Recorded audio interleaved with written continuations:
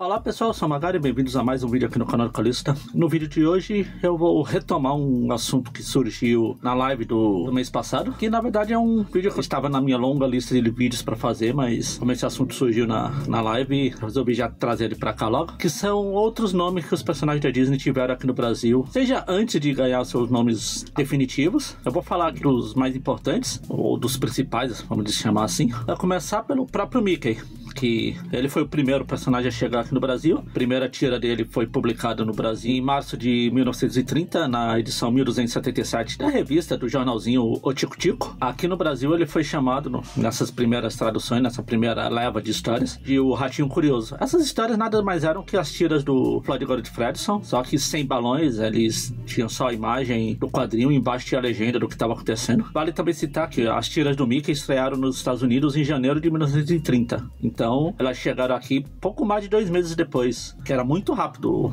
levando em consideração a época. E nessa leva de história, nessa leva de revista das tiras que a Tico Tico publicou, todos esses outros personagens do núcleo do Mickey, sempre que eles participavam, eles iam ganhando seus nomes aleatórios e alguns até meio ridículos. A única que se salvou, entre aspas, dessa onda de renomeação foi a Clarabella, que o nome dela acabou ficando Clarabella no Brasil mesmo, com 2 L's, mas era Clarabella. Já o Horácio, ele era chamado de Cavalinho, e Cavalinho também com 2 L's, por algum motivo que ninguém sabe explicar. O Pluto era chamado de Plutão, sim, igual ao planeta. Plutão sempre será planeta no meu coração, nada de ser rebaixado. E o Pateta era o Dip. E o Pateta, esse nome Dip, não só na Tico Tico, até no início da Editora Abril, ele era chamado de Dip nas primeiras edições do Donald.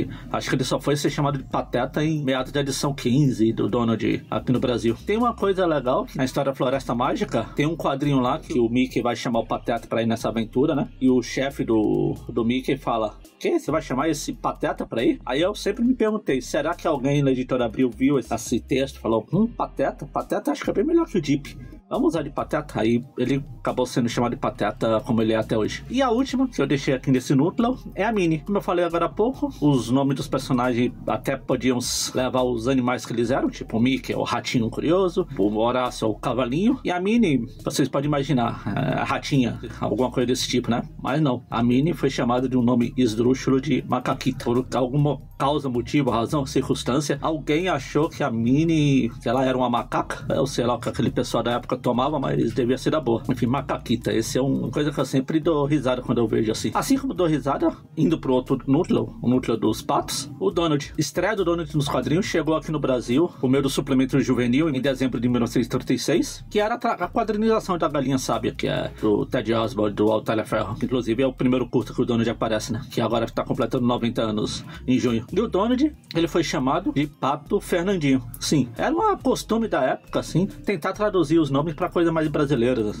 Desde a época e por muito tempo depois, eles tinham essa nacionalização, tentando. O Donald ele podia achar que era muito, sei lá, americano, e eles puseram Fernandinho. Porém, contudo, entretanto, todavia, esse nome só durou essa aparição mesmo, essa tira aí. Na segunda aparição, já na edição seguinte do suplemento juvenil, as próximas tiras do Donald que saía já era o chamado de Pato Donald mesmo, e foi como ele ficou assim até hoje, obviamente. O Tio Patinhas, primeira história dele publicada pela Editora Abril, que é o Segredo do Castelo. O Tio Patinhas era chamado de Tio Patinhas mesmo, era Patinhas.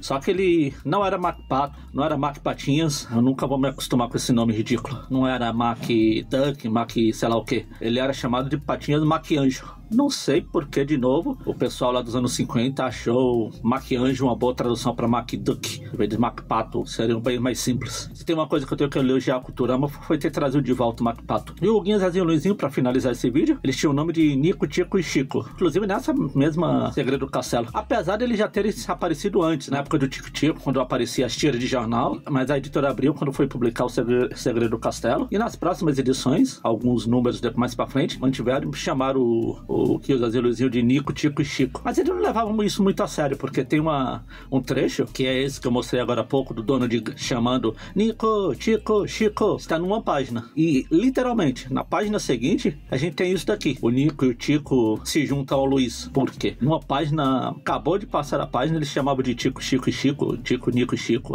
Até um trava-línguas. Do nada aparece Luiz. O cara pulou a tradução, sei lá. Vale citar que a maioria quase tudo dessas primeiras histórias da Abril vieram pegaram da tradução espanhola da Argentina, etc. No idioma espanhol é Hugo, Paco e Luiz o nome dos três. Acho que eles esqueceram de traduzir aqui um dos patinhos, deixou Luiz mesmo, que depois acabou virando Luizinho, né? Mas vale citar essa curiosidade de... Como eu falei que eu ia ficar só nesses principais, porque senão o vídeo ia ficar muito enorme e grande.